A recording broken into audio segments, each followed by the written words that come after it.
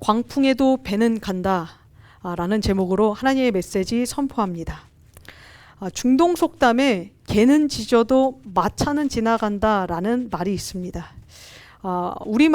우리말로 바꾸면 개는 짖어도 기차는 지나간다, 열차는 지나간다, 이런 표현으로 많이들 사용하곤 하는데요. 이 말의 뜻은 주변에 어떤 방해, 잡음 소리가 들려도 난 내가 고집하는 그 신념, 내가 세운 그 계획은 충실하게 해 나간다 라는 의미로 해석이 될 수 있습니다. 어찌 보면 예수님의 생애에서 이보다 더 걸맞는 그런 속담이 없겠다라고 생각이 들 만큼 예수님은요, 주변에 어떤 소리가 들려와도 자기에게 주어진 십자가의 사명을 묵묵히 감당하셨고요. 또 그런 예수님을 보면서 제자들 또한 사명을 감당하는 것이란 저렇게 가는 것이겠구나 라고 생각했을 것 같은데요.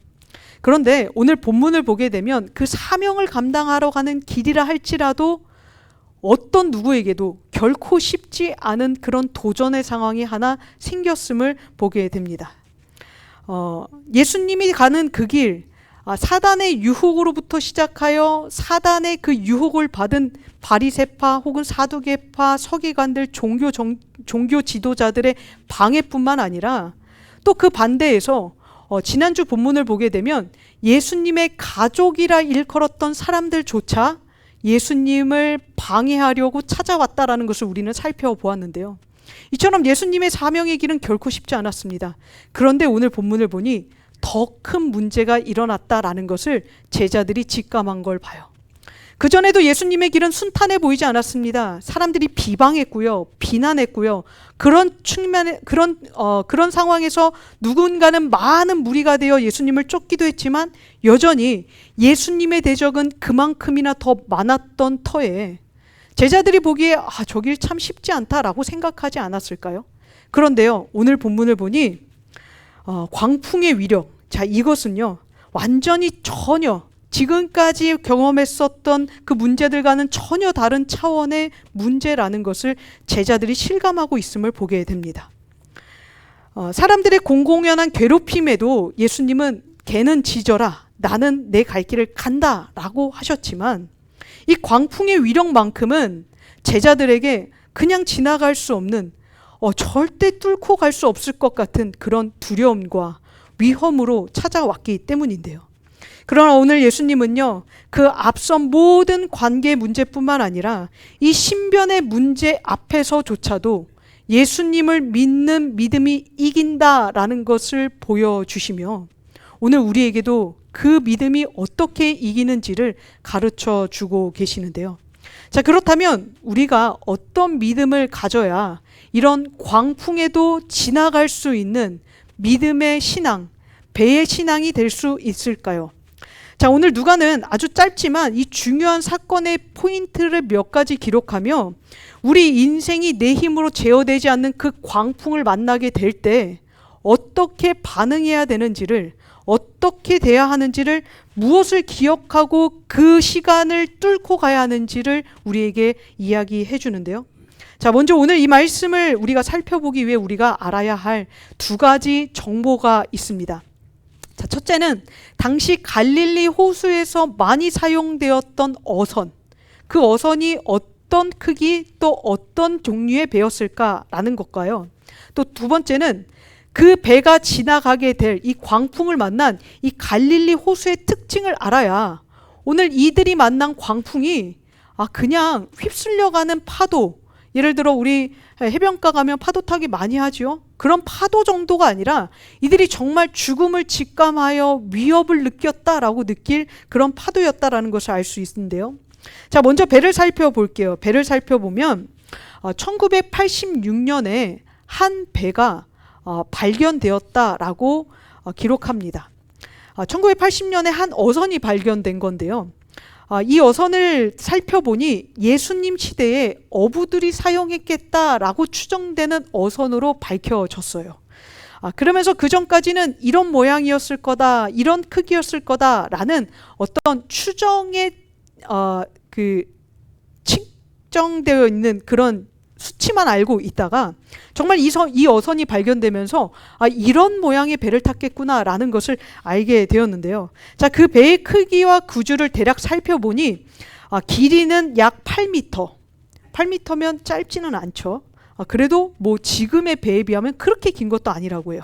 그리고 폭은 약 2m 정도 된다고 이야기해요. 제가 키가 1m 한 50cm 조금 넘으니까요. 저보다 조금 더 있는 그 폭 정도라고 생각을 하면 될 것 같은데요.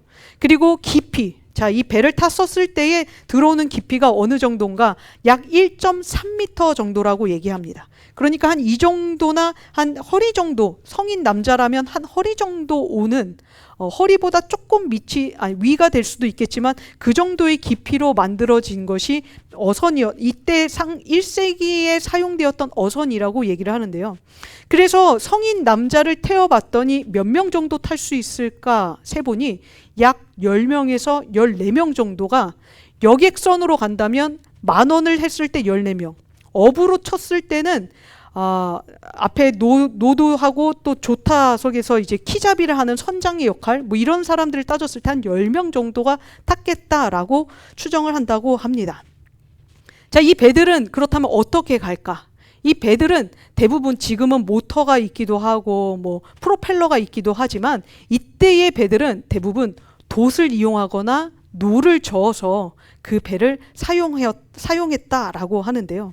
쉽게 말해 그 배의 크기와 또 이 배를 활용하는 사람들의 역할을 따져 보았을 때 그들이 사용해왔던 1세기의 어선은 사람이 그야말로 추진 동력이 되는 99%가 사람의 인력으로 가고 오게 되는 그런 배였다라는 것을 알 수 있게 돼요. 사람이 방향을 잡아요. 그리고 그 방향을 향하여 사람이 노를 저어요.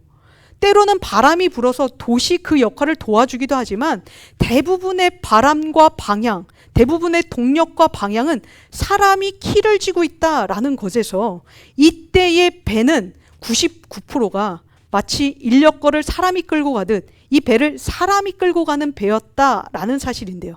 자, 이게 왜 중요한가?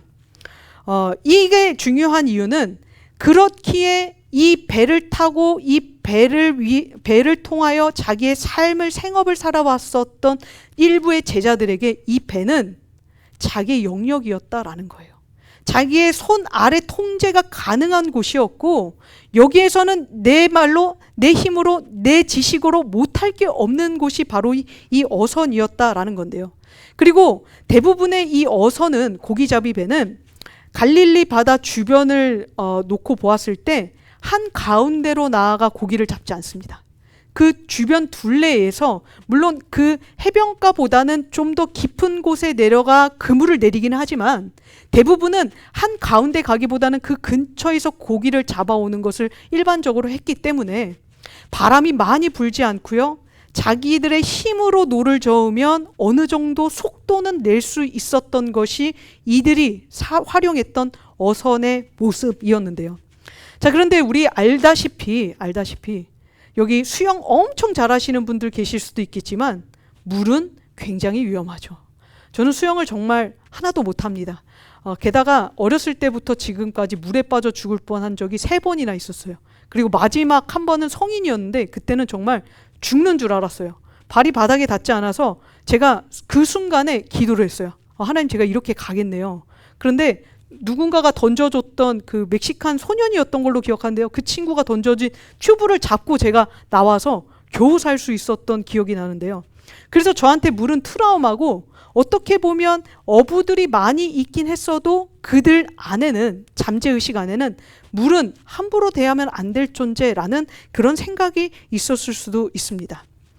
또 그렇게 생각해야 되는 것이요. 이 물은 완벽한 통제가 없는 영역에 해당하기도 하는데요. 자, 그래서 우리가 살펴봐야 할 두 번째 특징은요. 갈릴리 호수만이 갖고 있는 특징이에요. 자, 이 호수는 바다와는 달라요. 바다는 해수면을 따라 파도가 밀어치기도 하고 요즘 그 수위가 많이 높아졌다고 조심하라고 뉴스가 나오던데요. 치기도 하고 또 어떨 때는 잔잔해 보이기도 하지만 이 갈릴리 호수는요 큰 호수 형태로 대부분은 파도라고 말하기에는 그저 바람에 일렁이는 그런 물결이 사실은 이 갈릴리 호수에 나타나는 그런 파도 형태인데요. 자, 이 갈릴리 호수는 어떤 곳인가를 보니 바다보다, 우리가 알고 있는 이런 바다보다 약 210m 낮은 분지형에 속해져 있는 호수입니다. 그러니까 우리가 알고 있는 그 지형보다 훨씬 밑에 내려가 있죠. 그래서 생긴 어떻게 보면 큰 웅덩이라고 말해도 나쁘지 않을 표현인데요. 그런데 이 분지형 호수의 주변이 어떻게 형성이 되어 있냐 하면 산과 골짜기와 절벽으로 이 호수를 둘러싸고 있습니다. 제가 이것을 그림으로 준비해 왔는데요. 그림으로 보면 이런 형태인 거예요. 자, 에우로클리돈이라는 이 방향이 바람 방향이에요. 지중해 연안에서 불어오는 서쪽 바람인데요. 보통 바람이 그쪽에서만 불어오는 이유가 헐몬산과 그 밑에 있는 산 사이로 평지가 이루어져 있습니다. 그리고 갈릴리 호수 위쪽은 헐몬산과 골란고원 사이가 있고요. 또 골란고원과 아르벨 절벽 이 사이가 휘둘러싸져 있는 게 이 갈릴리 호수인데요. 그래서요, 에우로클리돈 바람이 들어오면 갈릴리 호수를 방향으로 해서 이렇게 휘감는 것이 일반적인 바람의 방향이라고 이야기를 합니다. 자, 그런데 여러분들 북쪽에서 내려오는 찬 바람과 남쪽에서 올라오는 더운 바람이 만나면 어떤 현상이 일어나죠? 비가 오죠. 네, 비구름이 형성이 되는데 이 비구름이 크게 온도 차이가 나지 않을 때는 이런 상황, 헐몬산과 골란고원에서 내려오는 그 산맥에서 내려오는 차가운 공기와 밑에서 올라오는 뜨거운 공기가 함께 만났었을 때 보통 일어나는 현상이 무엇이라고 이야기를 하냐면 돌풍이 일어난다고 이야기를 해요. 비는 자주 일어나지 않았을 거예요. 그렇지만 낮이 되어 뜨거운 햇볕이 사라지고 그 뜨거운 햇볕으로 데워졌던 이 물 위의 수면 온도가 위에서 올라오는 찬 공기를 만나게 될 때마다 항상 이 갈릴리 호수는 돌풍을 일으켰고요. 그렇지만 그 돌풍이 그렇게 오래 가지도 않았기 때문에 사람들에게는 그 시간을 피하면 괜찮다라는 인식이 있었던 모양입니다. 찬 공기와 더운 공기가 만나 일으킨 그 충돌, 그런데 웬일인지 오늘 그 충돌이 제자들이 탄 배를 마주치게 되었다라는 것이 오늘 본문의 이야기인데요. 자, 오늘 본문을 보게 되면요, 아마 배가 지금 이 갈릴리 호수가 지금 예수님이 어디서 오고 있냐, 헐몬산 밑에 쪽, 이 서쪽 지역에서 아르벨 절벽 저 밑쪽으로 지금 가고 있는 중이거든요. 거기를 가는 이유는 이제 다음 주에 우리가 다음 말씀을 통하여 살펴볼 건데, 그렇게 한 가운데를 지나가고 있는 그 상황에서 예수님의 탄 그 배, 예수님이 만난 배가 아마 한 가운데 정도 가지 않았을까 싶어요. 그쯤 되었을 때 서쪽 호숫가에서는 어선으로 고기잡이를 할 때는 파도 정도로 보였던 그 바람이 갑자기 배를 뒤흔들어 버리는, 갑자기 자기들이 중심을 잡지 못하게 만들어 버리는 광풍으로 드러난 것이 오늘 본문의 이야기인데요. 자, 그래서 마주한 상황이 본문 23절입니다. 자, 우리 23절 같이 한번 읽어볼게요. 시작. 행선할 때에 예수께서 잠이 드셨더니 마침 광풍이 호수로 내리침에 배에 물이 가득하게 되어 위태한지라. 아멘. 한순간에 밀고 들어온 그 광풍이 이 배를 흔들었는데 이 배는 어떤 배였다고요? 목선이었다고요. 중심을 잘 잡기는 어려운, 그저 그 앞에 돛을 내려놔 잠깐 배를 세울 수는 있지만 이 배가 바람에 조금씩 흔들리기 시작하면 사람들이 모두 뱃멀미를 할 수 있을 만큼 아주 작은 어선이 바로 이들이 타고 있었던 목선이었는데요. 자, 그런데 오늘 본문을 보니까요, 배를 흔들었는데 그냥 흔든 정도가 아니었답니다.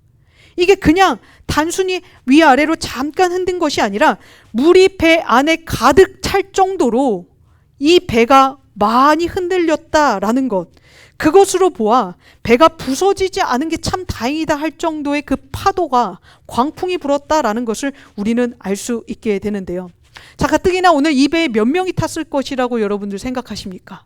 아까 이 배의 정원이 많으면 14명이라고 했는데요. 못해도 13명은 탔겠죠.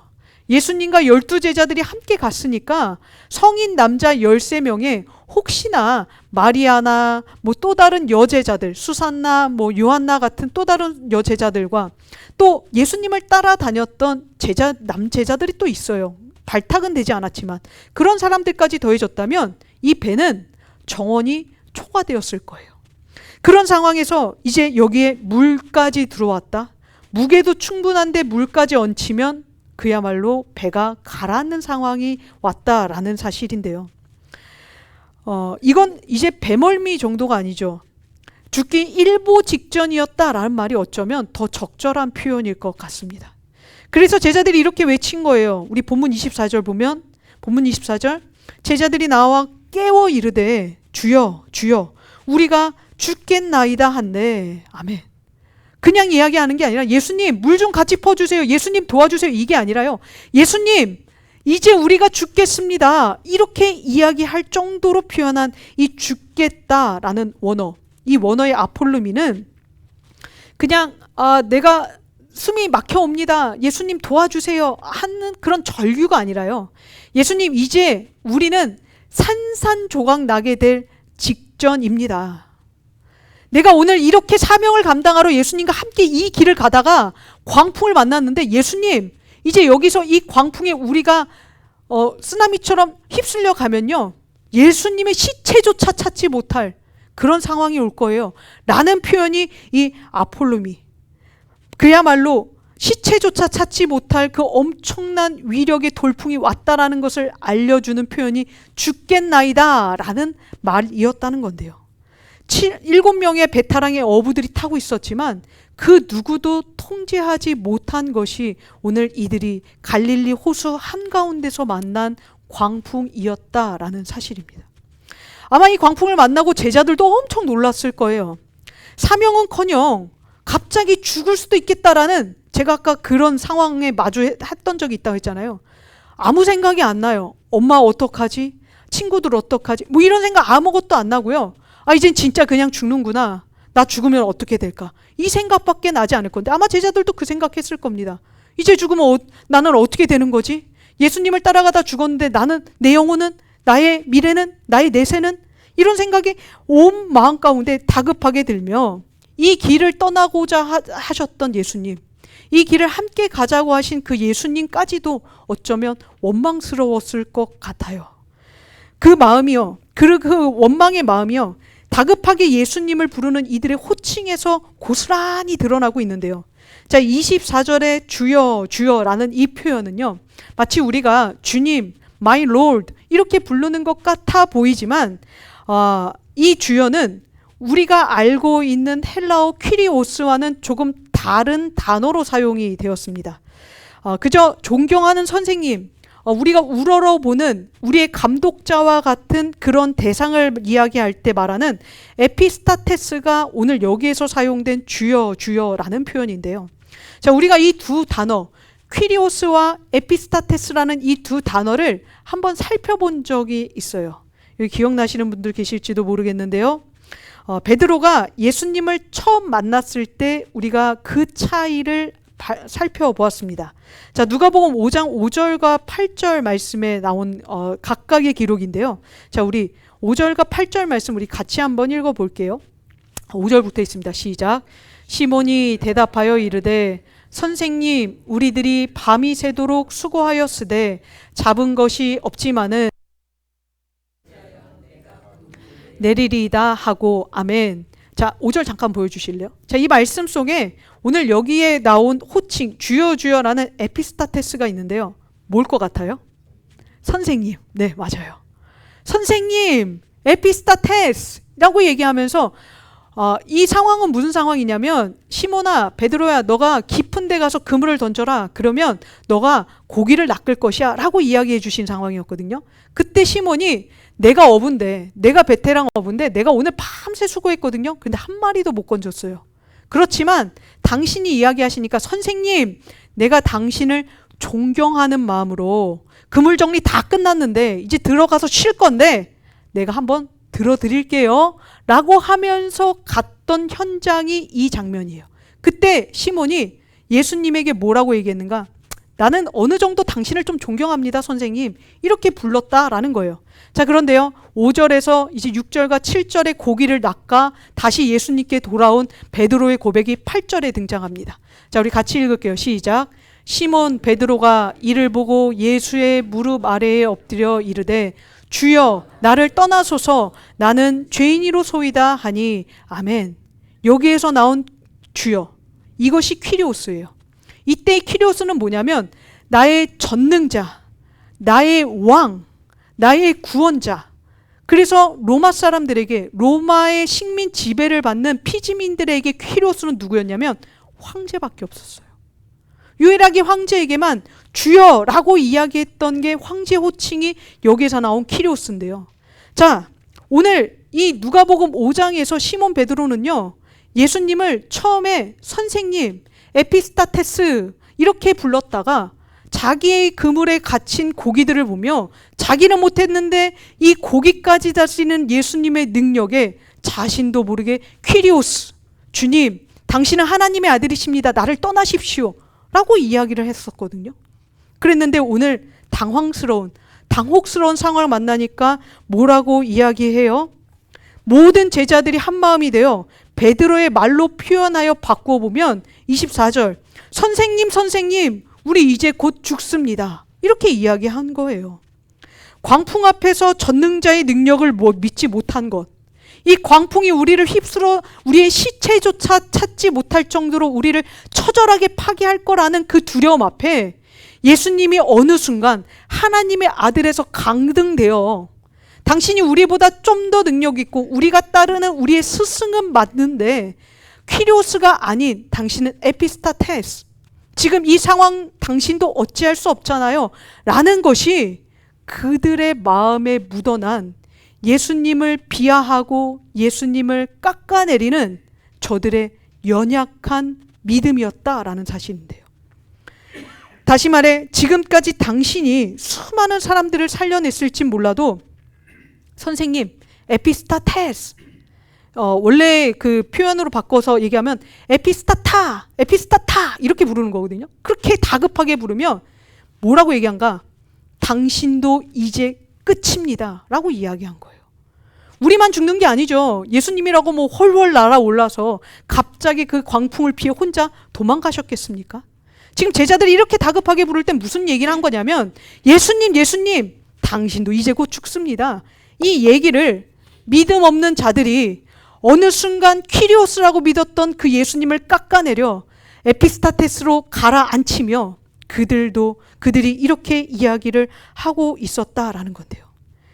이 항해를 예수님이 시작하셨으니 이 재앙의 책임도 예수님께 있다라는 그들의 원망 섞인 말이었습니다.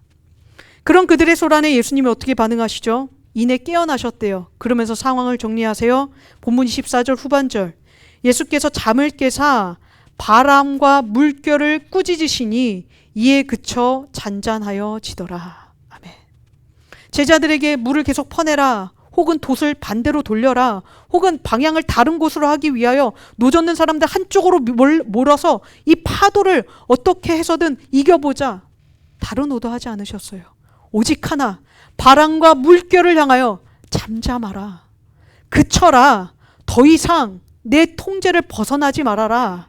그 말씀 한마디로 예수님은 이 모든 상황을 정리하셨던 것인데요. 예수님이 이 난리통에도 주무실 수 있었던 이유는 하나입니다. 예수님은 모든 상황을, 이 땅에 일어나는 모든 환경을 통제하실 수 있는 힘이 있으셨기 때문이에요.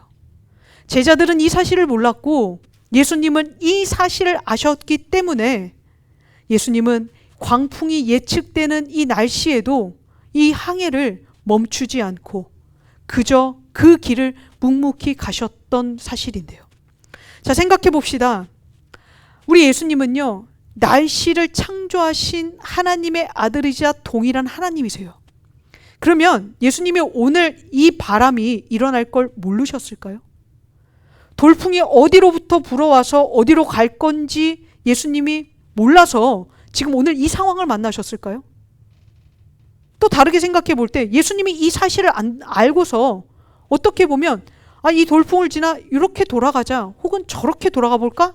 라고 제안하실 수 있지 않았을까요?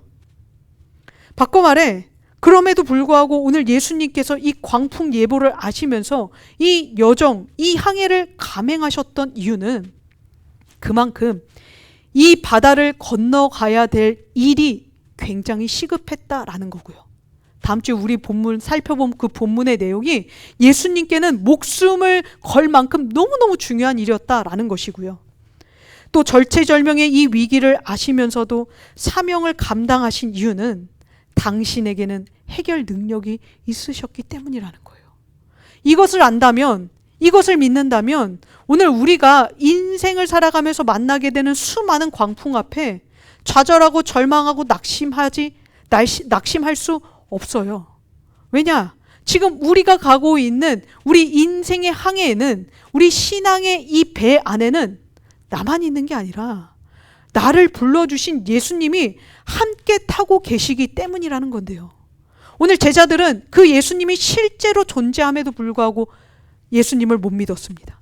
그러니까 에피스타테스 이렇게 불렀던 거죠.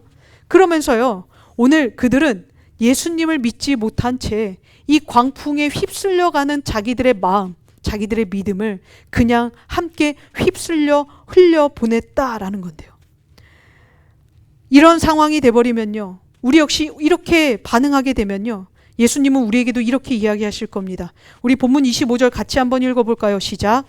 제자들에게 이르시되 너희 믿음이 어디 있느냐 하시니 그들이 두려워하고 놀랍게 여겨 서로 말하되 그가 누구이기에 바람과 물을 명함에 순종하는가 하더라. 아멘. 예수님이 하신 말씀을 간단하게 요약하면 이런 거예요. 너희는 믿음이 너무 없다. 없어도 너무 없어. 나를 그 정도로밖에 생각 못했니? 이것이 오늘 예수님이 너희 믿음이 어디 있느냐, 이 질문을, 의문을 던져주신 것인데요. 자, 여기서 우리는 중요한 한 가지를 짚고 넘어가야 합니다. 도대체 어떤 마음을 갖고 있어야, 어떤 생각으로 지금의 이 광풍 상황 속에서 정신을 똑바로 차리고 가야 우리에게 믿음이 있겠냐라는 건데요. 그냥 믿는 게 아니래요. 그냥 예수님이 함께 있으니까 죽어도 좋고 살아도 좋고 이 정도가 아니라 무언가 우리가 반드시 단단히 붙잡고 있어야 될 그 한 가지 생각이 있다라고 이야기하는데요. 자, 오늘 우리는 그 답을요, 오늘 본문 22절에서 발견할 수 있습니다. 자, 우리 22절도 같이 한번 읽어볼게요. 시작. 하루는 제자들과 함께 배에 오르사 그들에게 이르시되 호수 저편으로 건너가자 하심에 이에 떠나. 아멘. 자, 첫 시작을 보면 아무런 문제가 없어 보입니다. 하루가 끝났고요. 그래서 그 하루에 예수님께서 그 다음 계획을 설명하십니다. 그리고 그 여정에 제자들이 듣고 순종하여 배를 바로 준비해 온 거예요. 어떻게 보면 아무런 문제가 없어 보이는데요. 자, 여기에서 예수님이 하신 이 말씀에서 제자들이 놓친 게 있대요. 자, 그것이 무엇이냐? 제가 결론부터 말씀드리면 예수님이 제자들에게 원하셨던 믿음은 예수님이 세우신 계획, 호수 저편으로 건너가자 하신 이 말씀을 예수님이 책임지시고 행하실 계획이라 믿기를 원하셨다라는 거예요. 이 계획을 당신이 세웠지만 이 계획을 완수하는 건 제자들 너희가 한번 나를 배에 태워서 저기까지 데려다 놔 라고 하신 게 아니라요. 예수님은 오늘 이 말씀 속에서 우리에게 또 제자들에게 믿기를 원하셨던 건 무엇이냐면, 자, 나는 이제 거라사인에 한 귀신 들린 사람을 건지러 가야 하는데, 자, 배를 타고 우리가 저기로 건너가자, 우리 함께 가자 라고 하셨던 그 말씀, 내가 그렇게 갈게 라고 행하시는 그 예수님의 그 마음을, 그것을, 그 사실을 믿기를 원하셨다라는 건데요. 자, 이런 믿음의 결정 차이는요, 예수님께서 우리에게 부탁하신 사명, 오늘 제자들에게 말씀하셨던 이 이야기들을요, 명령으로 듣지 말고 계획으로 들을 때만 가능합니다. 바꿔 말해, 오늘 우리에게 주시는 여러분들 각자 인생이 사명이 있을 거라고요. 그런데 이것을요, 예수님이 그래, 나를 엄마로 부르셨지, 나를 어떤 사장으로 부르셨지, 나를 목사로 부르셨지, 나를 권사로 부르셨지, 나를 장로로 부르셨지, 그래, 내가 어떻게 해서든지 권사답게 살 거야, 이거 아니라고요. 예수님이 그 계획을 세우셨으면 어떻게 하신다고요? 나를 장로답게 만들어 가실 거라고요. 나를 목사답게 만들어 가실 거라고요. 나를 사장답게 만들어 가실 거라고. 그 계획을 예수님이 세우셨기 때문에 이것을 단지 우리가 명령으로 들으면 내가 이 기업을 잘 세우기 위해 도대체 어떤 아이디어를 가져야지? 내가 밤새 일해야 될까? 내가 쉬지 말고 일해야 될까? 온갖 고민에 휩싸여. 이 목회가 제게 세우신 하나님의 계획이 아니라 제게 주신 명령이라 들으면 저는 밤낮 고민할 겁니다. 우리 성도님들 한 명 한 명을 어떻게 하면 변화시키지? 어떻게 하면 충성된 예수님의 종으로 바꿔내지? 제 힘으로 해야 해요. 그런데 이건요, 예수님이 하신 명령이 아니라고요. 뭐라고요? 계획이라고요. 저한테 뭐라고 이야기하셨는가? 국민아, 내가 너와 함께 이 함께하는 주은혜 교회 성도님들을, 저를 하나님의 사람으로 바꿔가고 싶다. 같이 갈래? 저한테 제안하신 계획이지, 제가 이것을 명령으로 받아들이는 순간 저는 이 교회 페이먼 걱정해야 돼요. 저는 여러분들이 교회 안 나올까 봐 매 순간 고민해야 되고요. 저는 여러분들이 신앙이 떨어질까 노심초사, 하나님 매번 절규해야 될 거예요. 그런데 저 그러지 않습니다. 그러지 않는 이유는요, 이 교회를 세우시고 제게 사명을 주신 건 하나님의 계획이기에 어떻게 된다고요? 호수 저편으로 건너가자 말씀하신 예수님께서 저와 함께 이 목회를, 그리고 이 제자들을 건너가게 하실 것을 믿어주기를 바랬다라는 거예요. 이게 오늘 우리들에게 요구하시는 믿음인데요. 정말 그랬을까요? 정말 그랬을까요? 너네가 해봐가 아니라 내가 같이 할게 라고 하신 말씀이었을까? 오늘 본문을 보게 되면요, 우리말 성경에는 주어가 제대로 나오지 않지만요, ESV 성경이나 원어 성경을 참고해 보면 이 주어, 동사의 주어가 누구인지 정확하게 나옵니다. 제가 ESV 성경을 보게 되니까요, 예수님이 이렇게 시작을 해요. Let us go across. 우리가 함께 가자. 너네가 가봐라 라가 아니라요, us, 우리가 함께 가자. 1인칭 복수형을 사용하시면서 예수님이 자, 오늘 그 배가 그곳에 도착할 때까지 너네가 한번 노력해봐가 아닌, 내가 이 배를 거기까지 도착하게 할게 라고 하신 말씀이라 라는 사실인데요. 다시 말해, 오늘 예수님이 우리에게 제자 되라, 목회해라, 사업해라, 이 하신 말씀들은 너네가 한번 해봐라, 어디까지 하나 내가 그것으로 너희들의 상급을 결정하겠다가 아닌, 내가 함께 할게, 나랑 같이 가자 라고 말씀하시는 예수님의 권면이자 우리에 대한 초청이라 라는 사실인데요.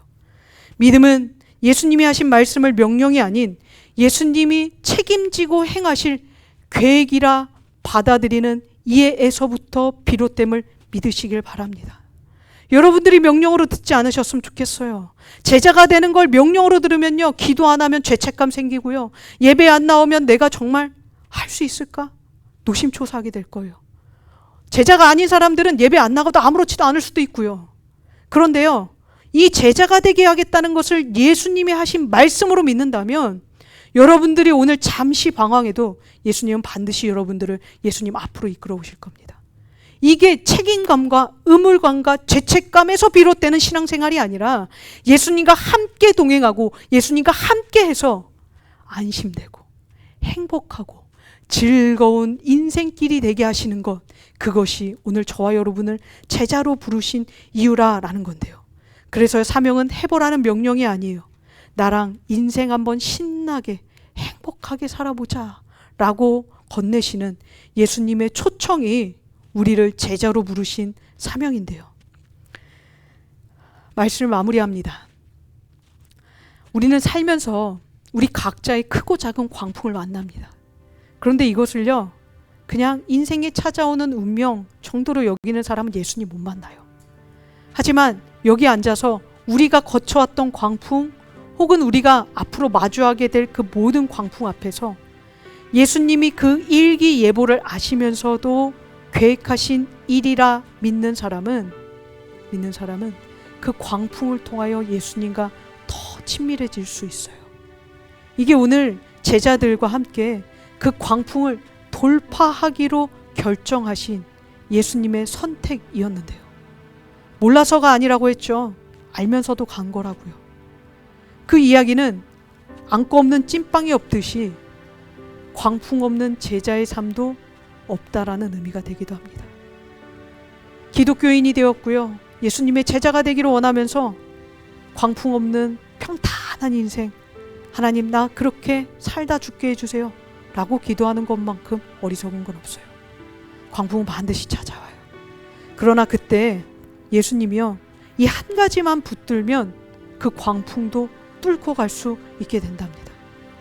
예수님이 세우신 계획, 예수님이 반드시 책임지고 이행하실 것이라는 그 믿음인데요. 우리의 인생이요, 경제의 광풍을 만날 수 있어요. 자녀의 어려움의 광풍을 만날 수도 있고요. 우리 육신의 신체적인 어려움의 광풍 만날 수도 있습니다. 아직 안 만났다고 해서 없는 건 아니라고요. 그러나 그 모든 것을 만나게 될 때에도 호랑이에게 물려가도 정신만 차리면 산다라는 말이 있듯이 예수님께서 오늘 말씀하신 이 광풍 속에서 이 믿음, 이것은 예수님이 계획하신 일이시고 예수님이 책임지고 완전하고 완벽하게 끝내실 계획이다 라고 믿는다면 우리는 그 광풍 속에서도 뭐라고요? 광풍에도 배는 지나간다고요. 그 배가 우리가 될 수 있다라고 이야기하시는 건데요. 물론 광풍이 휩쓸고 간 자리 어쩌면 만신창이 될지도 모릅니다. 우리의 외모는 다 헝클어져 있을 거고요. 우리의 몸은 그 파도를 이겨내느라 굉장히 고단할 수 있어요. 어쩌면 우리가 갖고 있는 그 배 한 척 여기저기 부서지고 망가져서 물질의 손해가 일어날지도 몰라요. 그러나 절대 잊지 마십시오. 예수님도 광풍을 만나셨지만 예수님이 타신 배는 반드시 광풍을 지나갑니다. 우리 인생에 예수님이 함께하고 계시다면, 우리의 신앙에 예수님에 대한 절대적인 믿음을 붙들고 지금 가고 있는 중이라면 그 항해길에 광풍이 찾아와도 우리의 배는 여전히 그 목적지를 향하여 끝없이 갈 수 있게 될 건데요. 이번 한 주 우리 인생에 함께 하시는 예수님께서 우리 가운데 세우신 그 계획, 그것이 우리의 사명임을 믿기를 바랍니다. 그래서요, 그 사명을 감당할 때마다 이 사명은 내가 해내야 되는 숙제가 아니라 예수님이 나를 통하여 이루실 하나님의 계획이라는 것을 더욱 고백할 수 있기를 원하는데요. 이번 한 주 그 완전하고도 완벽하게 책임지실 그 예수님과 함께 우리들의 순탄하면서 때로는 광풍이 몰아쳐오는 그 모든 항해를 안전하게 지나갈 수 있는 저와 여러분 되시기를 예수님의 이름으로 축원드립니다.